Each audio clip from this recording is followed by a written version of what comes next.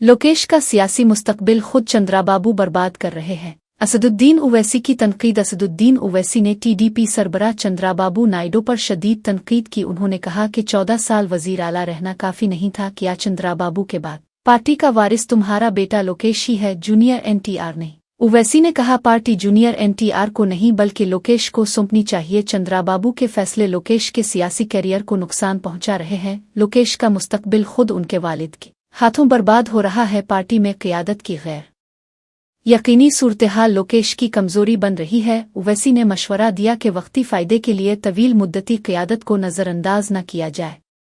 बाबू नायडू से कह रहा हूं कि आपने अपने से ज्यादा नुकसान, अपनी पार्टी से ज्यादा नुकसान आपने अपने बेटे लोकेश का मुस्तकबिल उसको खत्म कर दिया आपने, क्योंकि आपके बाद तो आपका बेटा ही आएगा ना, जूनियर एनटीआर तो नहीं आएगा।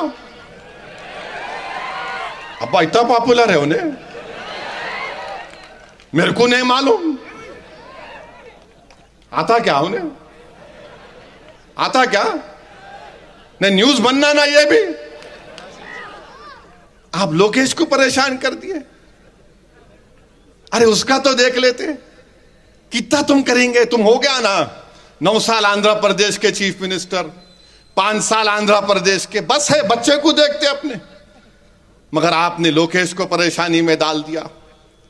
मेरे भाई सच्चाई